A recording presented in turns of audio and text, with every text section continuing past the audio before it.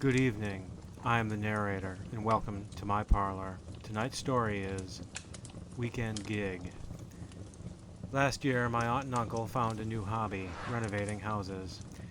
If they can sell them for more than they bought them, they profit. They don't need to, both retired comfortably at 50. Before, they knew little of home maintenance. My uncle had worked in their own home. My aunt had helped, both as needed. Still, both are bright and learn quickly. They didn't even need to be trained. They learned on their own, quickly. But they do need help. Luckily, they have a grown son and daughter. Both are young, my age, and work weeks, so aren't as wealthy as their parents. But they have their weekends off. They've inherited their parents' brains and incomes, and will themselves likely retire early. For them, likewise, this is a hobby.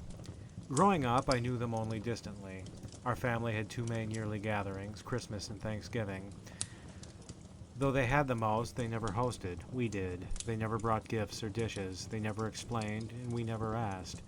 Perhaps so we wouldn't be embarrassed. I never played with their children, and they never played with us. There was always at least a room between us. They seemed content playing only with each other. My other cousins and I were content with that. Curiously, they never appeared at any other events. In time, we grew up. We went to work, they to college. Then to work at much higher salaries. We all continued to convene at family gatherings. There we ignored each other, just as we had as children. We gathered in one end of the home or backyard, they at the opposite. I too worked weeks and not weekends, though my mind was not so sharp. I would retire old. They had been renovating for a while when I joined, having known for a while. I didn't think I would. They'd offered, but I declined. I had only 2 days off weekly. Why have none? Then my expenses rose and my wages fell. The deficit was considerable. When my paycheck arrived, it fell to the floor and I ran to the phone. The call was awkward, though not for my uncle. He knew something had changed and not for the better. He didn't say so, but I sensed I would be paid. I couldn't ask, but I knew he would. So it began. He gave me the time, the place, and the directions. My paycheck compelled me. At this point, I should describe their projects. Though old and decayed, average folks once owned them and, with proper restoration, could again. Their sales said precisely that. Moreover, they were generally local, surrounded by owned homes. Neighbors watched. Covert operations, these weren't. I knew from family gatherings and the grapevine. My aunt and uncle photographed their progress, showed it off. They also gave addresses, assuming correctly we would visit while they worked. So that's what I expected, a normal home in a normal neighborhood, surrounded by normal homes, watched by normal folks. I retired that night with mixed opinions. On one hand, I hated work, especially on weekends. On the other, I needed income, even if for essentials. For the first time, I looked forward to being paid for that purpose. Maybe I was growing up at last. I digress. The next morning I awoke and headed off, recalling my uncle's directions. The sun was gone, the sky was gray, and the temperature was dismal. I had long sleeves and an autumn jacket, but could only ignore the darkness. Strangely, finding the place was hard at first. I'd always lived in this town. I'd been everywhere and seen everything. I know where everything is, except this one thing. It wasn't where I expected, nor where I hadn't. So where was it? Time was moving and wasn't coming back. I had to find this place before it vanished altogether. I peered at the street sign and saw it was in fact a road, but the town only had streets. Ergo, it wasn't in town. Then where was it? A different town? If so, which? There were others, but there was a woods between them. Ergo, it had to be there. So there I went. Along the woods were 5 clearings leading to dirt paths, each with a wooden sign. I drove past and peered down each. The first wasn't it, nor was the second, nor the third, nor the fourth. It had to be the 5th. It was the 5th. The name on the sign was the name my uncle told me. I turned the corner but saw no house. Trees stood on either side and trees beyond them, but no house, so I drove further. In time, a small clearing appeared with an even smaller path extending therefrom. The house must have been ahead. I drove forth and was proven right. This was the first sign things were not as they seemed. I saw my relatives' cars, sleek, shining, top of the line. I heard them speaking, but could not discern their words. I saw their tools laying outside. Moreover, I saw the house. It was not what I had expected, mainly because I had expected something like their previous projects. In fact, it was like no house I'd seen before or since. It was a shack. Not the kind one would live in, but the kind one would store things in. I parked, stepped out, and expected. It was the size of two garages side by side. The exterior was dull off-white. The windows were intact but fogged. They couldn't be seen through. All in all, I would earn my keep, but wouldn't break my back. Suddenly, I heard my uncle. "Is that you?" "Yes," I affirmed. He sounded from the opposite side of the structure. As I turned and went, I glimpsed the interior in my peripherals. Again, it was dark, and I assumed dirty. That's all I could tell. And there they were, my aunt, my uncle, and their offspring. More tools lie on a table. "We've just arrived. We're just waiting for you," my uncle explained. The term "just" seemed condescending, as did their smiles, but I could shoulder it. "Do you know what to do?" He asked. "Any experience?" I nodded and affirmed. It was strange how he hadn't asked on the phone, but whatever. He outlined the tasks, the tools, and deadlines, and we set to work. He taught me as we went, though I already knew how. Of this, I said nothing. "Do you know what this is?" he asked, holding a paintbrush. "I do." It needn't be asked, but I couldn't say so. "Do you know how to use it?" "I do." Just making sure. I stood aside and watched him demonstrate, sure not to fold my arms, to keep my eyes from rolling. "Up," he said, over and over again. "And down. Do you think you can do this?" "I think so, yes," I affirmed. He handed me the brush. I set to work, turning away as quickly as I could. Still, I sensed him watching, as if amused. We worked. They spoke. I didn't. They spoke of their jobs, their vacations, the latest updates to their homes. I heard but didn't listen, and there is a difference. They said nothing to me all day. At times we had to interact, like when I needed a tool and couldn't get it myself. The table was implicitly forbidden. No one said so, but the impression was distinct. When I needed an item, it was fetched for me. "Can I have the pliers? Can I have the wrench? Can I have the—" Each time they would pause and hand me it cordially. They would say nothing, only smile. Then work would resume. I, newly equipped, not saying a word. I began to listen closely. Their speech seemed to float through the air, on the breeze. I noticed strange changes in it. Their volume gradually dropped. Their words grew incomprehensible until they were simply sounds. We made progress, or so I assumed. The building looked better, though this may only have been cosmetic. I knew my uncle's intellect, though not his ethics. In time, he paused. "Are you hungry?" he asked. We were. Having brought a portable cooler, he opened it and spread its contents on the table. I was disappointed. Everything was cheap and processed. I thought of, then declined, to drive to the nearby diner. The cost would defeat the point of work, and the fare was only slightly better. So I stood back and watched them eat. I would content myself with the remains. What remained wasn't good, but really, what was? In time, they finished and work resumed. Luckily, the day and the house progressed quickly. Its imperfections vanished.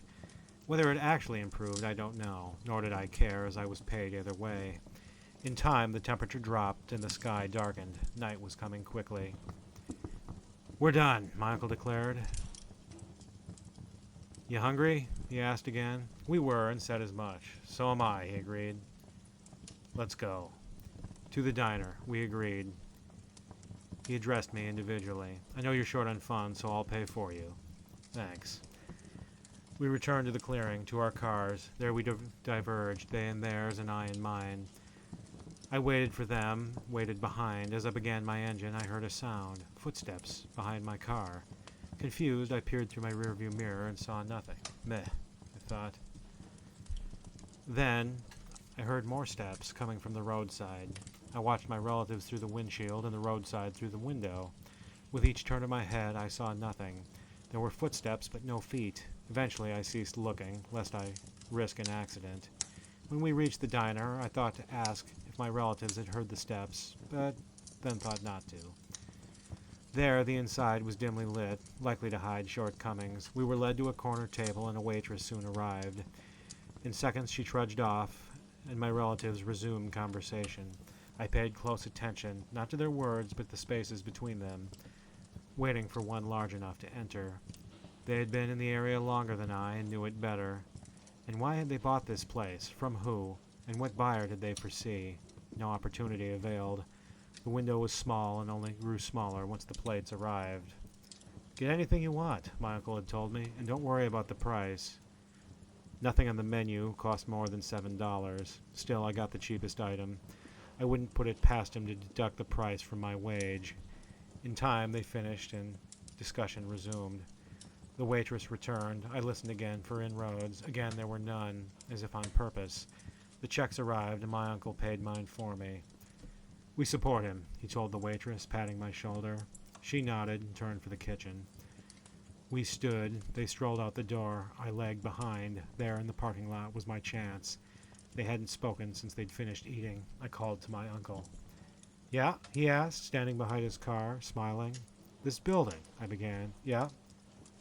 "Where'd you buy it? Who'd you buy it from?" His response intrigued me. "I didn't buy it," he explained. "I simply claimed it. It didn't have a cellar. It was simply there. In fact, I'd driven past the place before without ever seeing it. I really know nothing about it, in fact." He hoped to sell it to a fisherman for seasonal use, which I understood, but that was no help. Before I could ask anything more, however, he had left in his car. I did the same, lest I be lost. I hadn't forgotten the footsteps, even if they hadn't followed me inside. They resumed once I was back on the road. They sounded the same as before, and I didn't even try to determine their source. Eventually we returned and regrouped. There they ceased again. My uncle gathered his tools and returned them to the box. My aunt grabbed the cooler. Both items were stuffed in the back of their car. "Thank you for your help," my uncle said, addressing my cousins. "It's no issue at all," they affirmed. They left and did not bid me adieu. "And thank you," their father told me quietly in passing. Then he and my aunt left. I watched until their car was out of view. Alone, I entered mine and inserted my key, but my engine didn't respond. It had that morning. It had that evening. It had worked the whole time I'd had it, one of my few possessions that did. But for some reason, it had ceased to. I removed the key and tried again to no avail. This would not be solved so simply. I stepped out and called after my relatives, but saw only headlights. Soon they would be home and I would be stranded. What to do? I could walk to town and seek help at the diner from whoever happened to be there at that hour. I wouldn't have to worry about my car. It wasn't worth stealing. But I was tired. What if the patrons knew nothing of cars? What if they did but weren't the helping sort? What if there were none? And how would I introduce myself to strangers and seek their help? Oh. I had to stay the night. My relatives would return. Where to sleep, assuming I could. There was my car, where I'd slept before. Don't ask. But didn't care to again. There were the woods, where I'd slept before, but in a tent. At last there was the building. Had they left the door unlocked? It would help me getting in, but not keeping others out. And who knew what others prowled these woods at night? I hadn't checked while working. I tried the knob. They may as well have. The walls were thin. Intruders were one thing. The elements were something else. My sleeping bag would have been convenient. I closed the door, hoping it locked. It did. Now what to do? Ah, yes, sleep. But how? I had no blanket, pillow, or mattress. Only my aching back and a wooden floor. Hopefully I was tired enough to ignore both.